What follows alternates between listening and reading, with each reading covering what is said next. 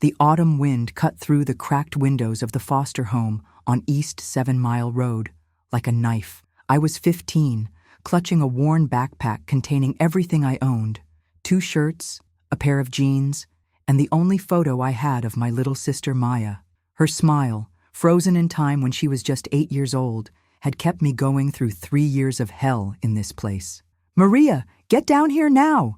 Gerald's voice boomed from downstairs, slurred with alcohol as usual. My foster father's heavy footsteps echoed through the house, each one making my heart race faster. I looked out at the Detroit skyline in the distance, the Renaissance Center towers barely visible through the smog. This city had taken everything from me: my parents in a car accident, my sister when we were separated by social services, and now my hope.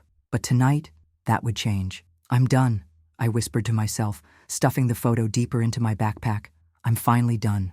The floorboards creaked as Gerald stumbled up the stairs. I could hear him muttering curse words, probably looking for an excuse to take his frustrations out on me again. My ribs still ached from last week's discipline session, and I knew tonight would be worse. His wife Linda had left him earlier that day. Without hesitation, I opened the window and climbed out onto the rusty fire escape. The metal was cold against my palms, and I could smell the industrial fumes that always hung over this part of Detroit. 20 feet below, the alley was dark and filled with garbage, but it represented something Gerald's house never could: freedom. "Maria, where the hell are you?" His voice was getting closer. I dropped my backpack first, hearing it land with a soft thud on a pile of old newspapers. Then I lowered myself as far as I could before letting go. The impact sent shockwaves through my legs, but I was free. For the first time in 3 years, I was free. As I grabbed my backpack and started running toward the main street, I could hear Gerald screaming from the window above, but his voice was already fading, becoming just another sound in the urban chaos of Detroit at night. The streetlights cast long shadows as I walked down Gratiot Avenue, unsure of where I was going, but certain I could never go back. The city seemed different now that I was truly on my own, more dangerous, but also full of possibilities I'd never noticed before. "Maya," I said her name aloud, pulling out the photo again under a flickering streetlight. "I don't know how, but I'm going to find you someday. I promise." 5 years had passed since that night, and Detroit streets had become my classroom in ways I never imagined. I'd learned which alleys were safe for a young woman to sleep in, which soup kitchens served on which days, and how to make $20 stretch for a week. The abandoned warehouse district near the Detroit River had become my home, a maze of empty buildings where people like me could disappear from the world. At 20, I looked older than my years. My face was weathered from sleeping outdoors through harsh Michigan winters, and my clothes were a patchwork of donations and thrift store finds. But I was alive, and in Detroit, that counted as success. "Hey, Maria, you coming to the community center today?" called out Rita, a middle-aged woman who'd been living rough for longer than I'd been alive. She was sitting on a milk crate outside our usual spot, an old General Motors plant that had been abandoned since the economic collapse. "Yeah, probably," I replied, adjusting the tarp that covered my makeshift shelter. "Need to check if there are any day jobs available." The community center on Cass Avenue was run by Sister Margaret, a nun who didn't ask questions and didn't judge. She'd helped me get my GED and occasionally found me temporary work, cleaning offices, helping at events, anything that paid cash and didn't require a permanent address. As I walked through downtown Detroit, I couldn't help but notice the changes. New construction cranes dotted the skyline, and hipster coffee shops were opening in neighborhoods that had been empty lots just a few years ago. Detroit was coming back, they said, but people like me were still invisible. The community center was buzzing with activity when I arrived. Sister Margaret was behind the desk, her gray hair pulled back in a practical bun, sorting through a stack of job applications. "Maria, perfect timing," she said with a warm smile. "There's a catering company looking for day laborers for a big event downtown. Good pay, and they're not particular about backgrounds." I took the slip of paper with the address. "Thanks, sister.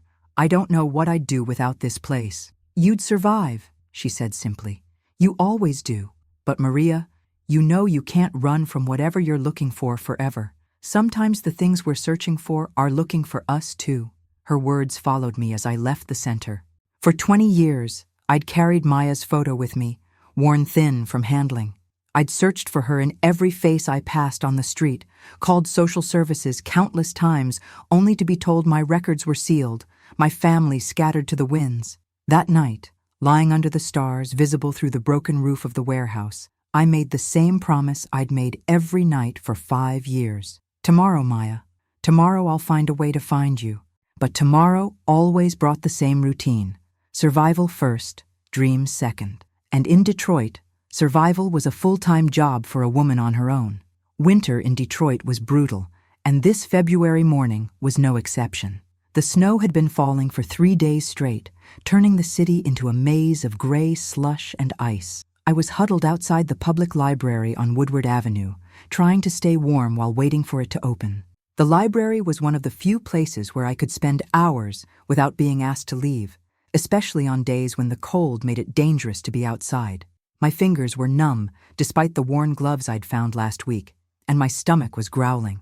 I'd managed to scrape together enough for coffee, but food would have to wait until the afternoon soup kitchen opened. "Excuse me, are you all right?" The voice was soft, concerned, and unmistakably familiar. I looked up to see a woman in her late 20s, wearing a professional black coat and carrying a briefcase. Her dark hair was pulled back, and her eyes, those eyes I'd memorized from a faded photograph, were filled with worry. For a moment, I couldn't breathe. 20 years had passed, but I would have recognized those eyes anywhere. "Maya?" The word escaped my lips before I could stop it. She took a step back, confusion replacing concern. "I'm sorry. Do we know each other? I was just asking if you needed help.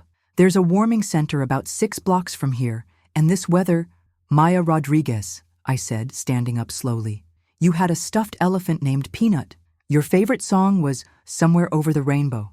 You used to make me promise to find you before bedtime every night." The color drained from her face. Her briefcase slipped from her hand, hitting the snowy sidewalk with a dull thud. "Maria?" Her voice was barely a whisper. "Maria Isabella Rodriguez?" I nodded, tears freezing on my cheeks before they could fall. "I kept my promise, Maya.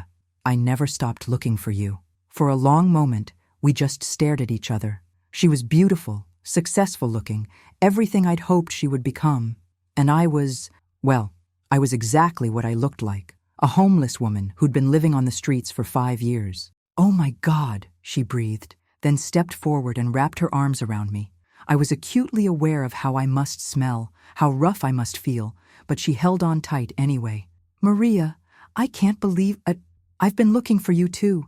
I hired private investigators. I called social services every year on your birthday. They told me you'd disappeared. I ran away from the foster home," I said into her shoulder. It wasn't a good place, Maya. I couldn't stay." She pulled back, studying my face with the intensity I remembered from when we were kids. "You're so thin. When did you last eat? Where are you staying?" I almost laughed at the absurdity of it.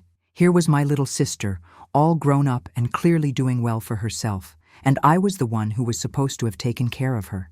"I'm okay," I lied. "I get by. But Maya, look at you. You're amazing." "What do you do?"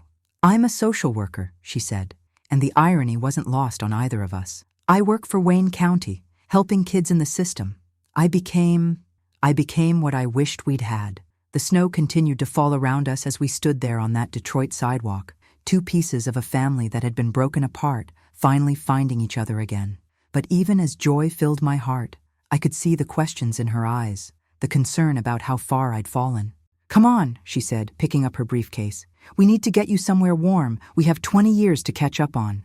Maya's apartment in the Midtown district was everything I'd imagined success would look like. Hardwood floors, modern furniture, and windows that actually let in light instead of keeping out wind.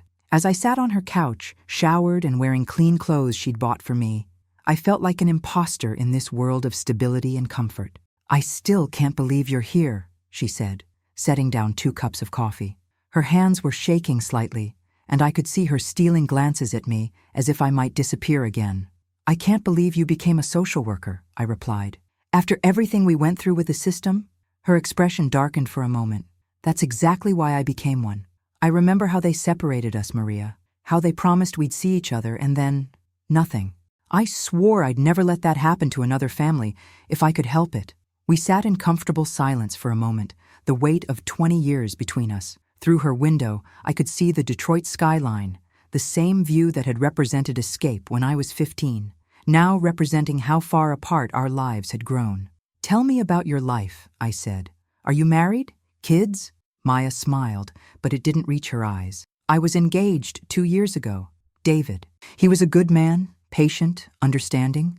But when I told him about my past, about having a sister I was still searching for, he said he couldn't compete with a ghost, that I was too focused on the past to build a future. Maya, I'm sorry."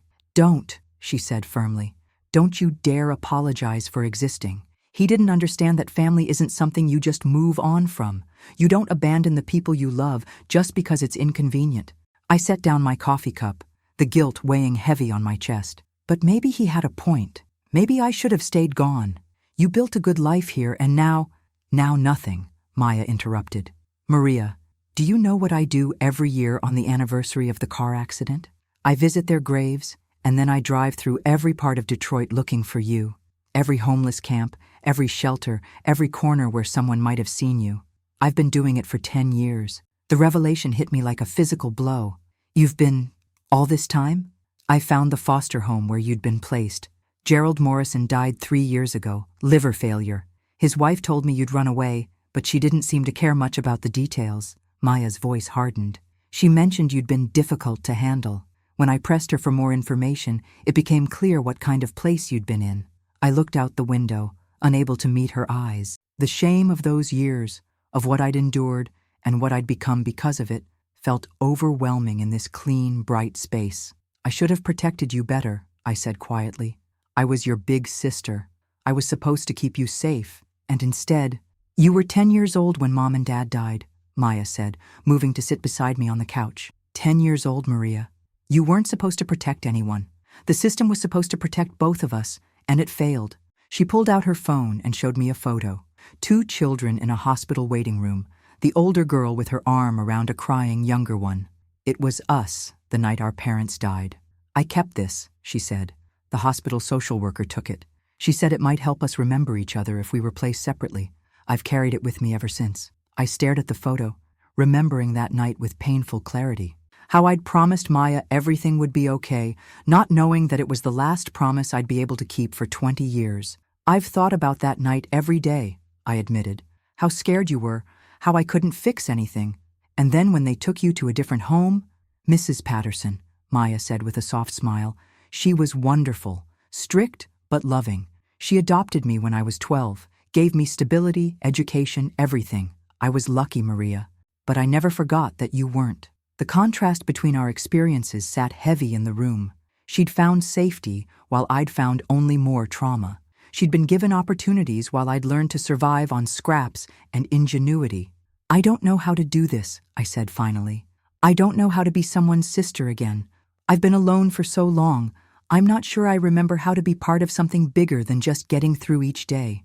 Maya took my hand, her skin soft against my weathered fingers. "We'll figure it out together," she said. "But Maria, you can't keep living on the streets. It's not safe, it's not healthy, and I just found you again. I'm not losing you a second time." 3 weeks after Maya found me, I was sitting in the waiting room of a nonprofit organization called Second Chances Detroit, staring at a job application that might as well have been written in a foreign language. The gaps in my employment history were glaring. 5 years of nothing but survival didn't look impressive on paper. Maya had been patient but persistent. She'd convinced me to stay in a transitional housing program she knew about, helped me get proper identification documents, and somehow found me a caseworker who specialized in helping women reintegrate into society. But as I sat there, surrounded by other women trying to rebuild their lives, I felt like I was pretending to be someone I wasn't. Maria Rodriguez? A woman about Maya's age appeared at the door, clipboard in hand and a kind smile on her face. "I'm Jennifer Walsh, the program coordinator. Ready to get started?" Jennifer's office was small but welcoming, with inspirational posters on the walls and a coffee pot that actually worked. She reviewed my application without judgment, asking practical questions about my skills and interests rather than dwelling on where I'd been sleeping for the past 5 years. "You completed your GED," she noted. "That's excellent. And Sister Margaret mentioned you'd done well with the day positions she'd arranged. Event support, office cleaning, catering assistance, All valuable experience. It wasn't exactly career building, I said, still struggling with the concept that my survival skills might actually be worth something in the real world. Don't underestimate what you've accomplished, Jennifer replied.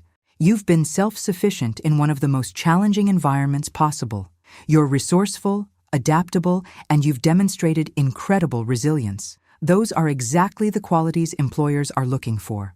That afternoon, Maya picked me up from the program office. She'd taken time off work to drive me around Detroit, showing me how the city had changed since I'd been living in its shadows. Look at this, she said, pulling up in front of what used to be an empty lot in Corktown. Now it was a community garden with raised beds and a small greenhouse. Local residents started this 3 years ago. They're growing food for the neighborhood, teaching kids about nutrition and sustainability. As we walked through the garden, Maya introduced me to Mrs. Chen, an elderly woman who was tending to a patch of winter vegetables. This is my sister Maria, Maya said with obvious pride. She's looking to get back into the workforce. Mrs. Chen looked me over with sharp, assessing eyes. You know anything about plants? A little, I said honestly. I've had to forage for food sometimes, learn to identify what's safe to eat. She nodded approvingly. Practical knowledge, better than book learning sometimes. We could use help here in the spring, preparing beds, teaching people who don't know dirt from concrete. Pay isn't much, but it's honest work. As we left the garden, I felt something I hadn't experienced in years, the possibility of belonging somewhere, of contributing to something positive rather than just surviving. You set that up, didn't you? I asked Maya as we got back in her car. I may have mentioned to Mrs. Chen that I knew someone who might be interested in helping, she admitted with a grin that reminded me of the 8-year-old sister I remembered. But she genuinely needs help, Maria, and you genuinely have skills she can use. That evening, we sat in Maya's apartment sharing takeout Chinese food and talking about our parents for the first time since we were children.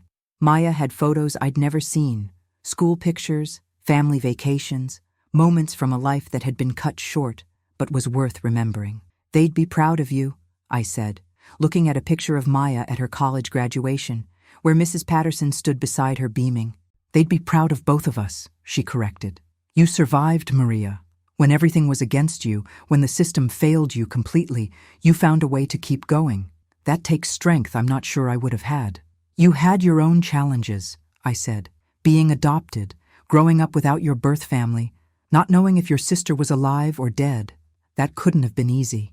Maya was quiet for a moment, twirling lo mein noodles around her chopsticks. I used to have dreams about finding you, she said finally. Sometimes nightmares where I was too late, but also good dreams, where we were both okay and we found each other again. I guess dreams do come true sometimes.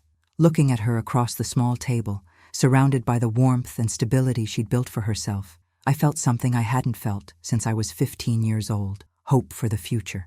Not just hope for survival, but hope for actually living again. 6 months later, I was kneeling in the community garden at sunrise, my hands deep in rich soil as I planted tomato seedlings for the summer growing season. The work was peaceful, purposeful, in a way that made each day feel meaningful rather than just another challenge to survive. Morning, Maria, called Mrs. Chen as she arrived with her watering can. How are the new plants looking? Good, I replied, sitting back on my heels to survey our work. I think we'll have our best crop yet this year. The garden had become more than just a job. It was proof that things could grow and thrive, even in places where everything had once seemed dead. Detroit was teaching me that lesson every day as new businesses opened, young families moved into renovated houses, and communities like ours brought neighbors together around common goals. My phone buzzed with a text from Maya. Still on for lunch today? There's someone I want you to meet. I'd learned not to worry when Maya said she wanted me to meet someone.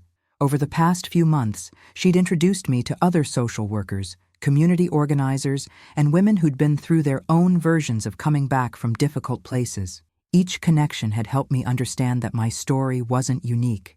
Detroit was full of people rebuilding their lives, and there was room for all of us in that process. At noon, I met Maya at a small cafe in Eastern Market that had become one of our regular spots.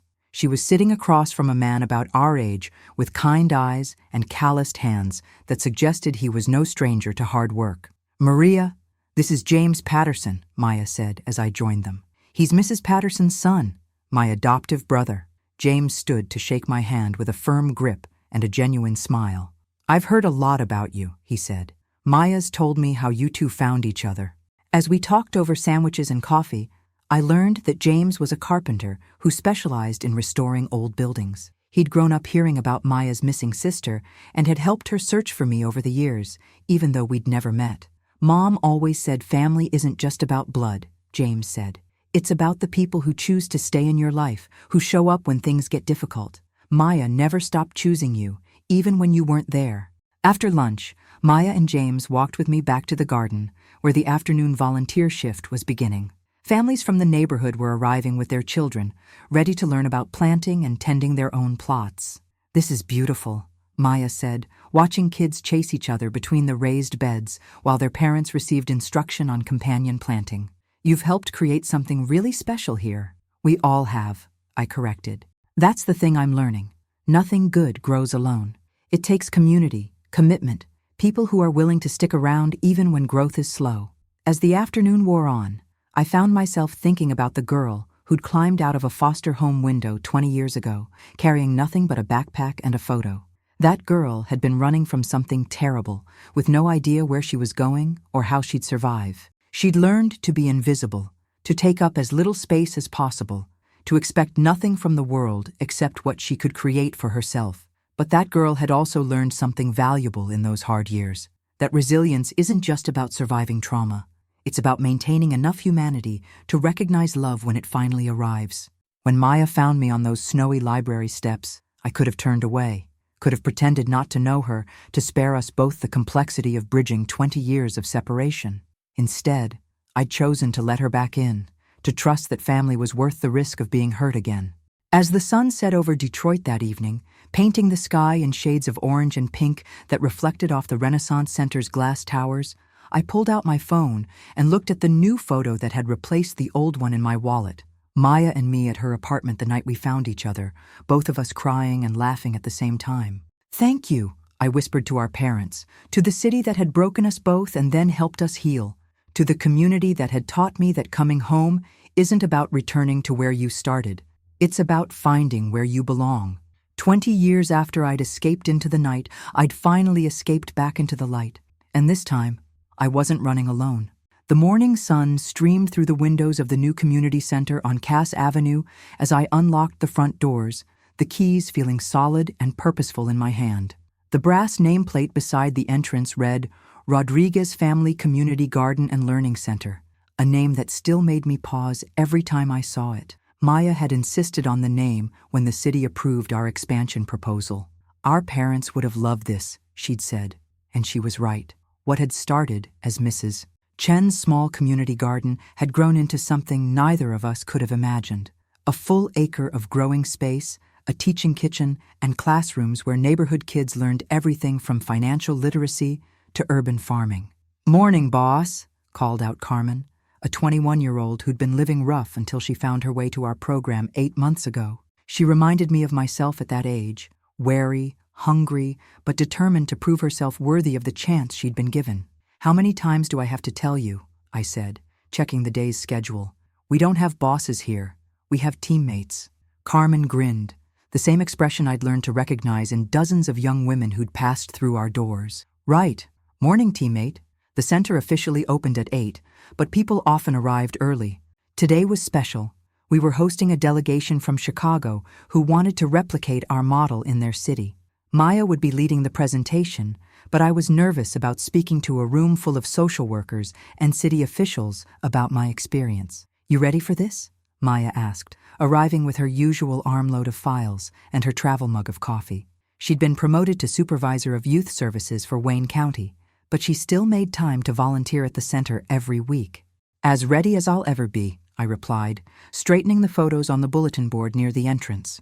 They showed the evolution of our space, from empty lot to thriving community hub, but also the evolution of the people who'd found their way here. Former homeless individuals now working as peer counselors, kids who'd started in our after-school program now heading to college, families who'd learned to grow their own food and were teaching others to do the same.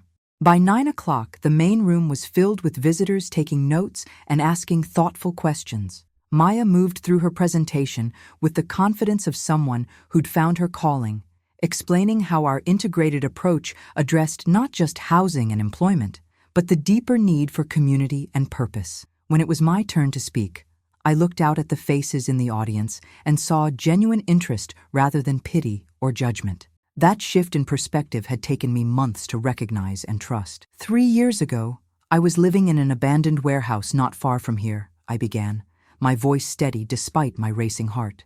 I thought my story was about surviving alone, about being strong enough to need nothing from anyone else.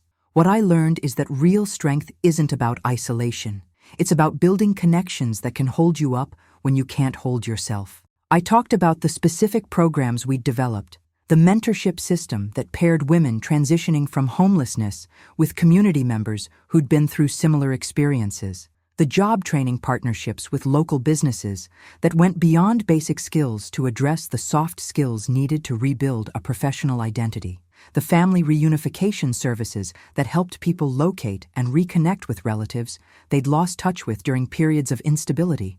The garden is important, I said, gesturing toward the windows that looked out on our growing space, where volunteers were already working despite the early hour. But it's not just about the vegetables we grow.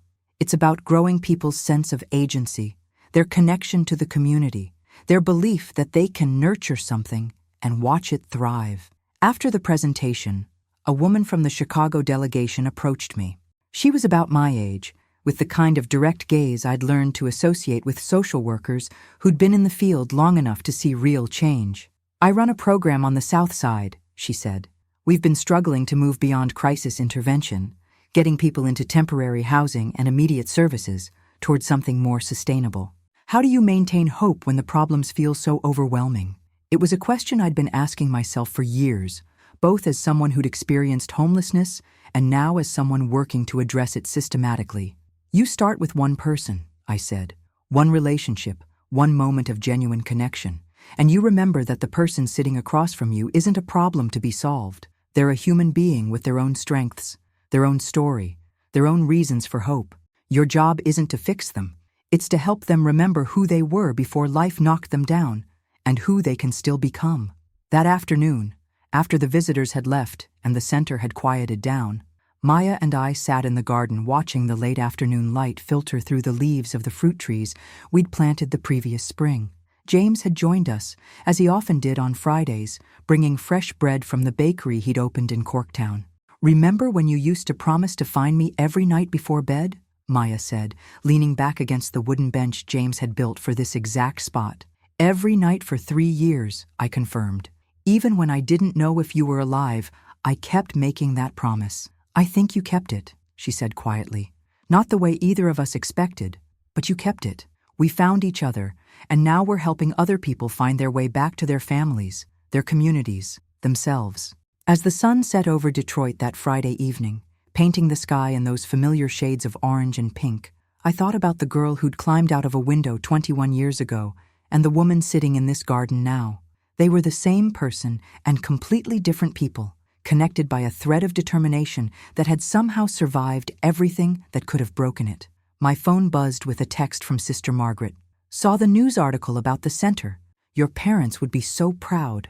"I know I am." The article she was referring to had run in the Detroit Free Press that morning, part of a series about innovative approaches to addressing homelessness in the Midwest. The headline read, "From the Streets to the Garden, How Two Sisters Are Growing Hope in Detroit."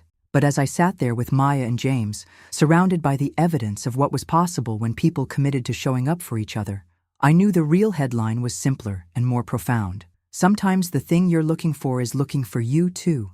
And sometimes coming home means creating the family you always needed in the place where you finally learned you belonged. The garden would keep growing, the programs would keep evolving, and people would keep finding their way to our doors carrying their own versions of worn photographs and impossible promises. And we'd be here, ready to help them discover that survival is just the first chapter of the story. The real adventure begins when you decide to start living again.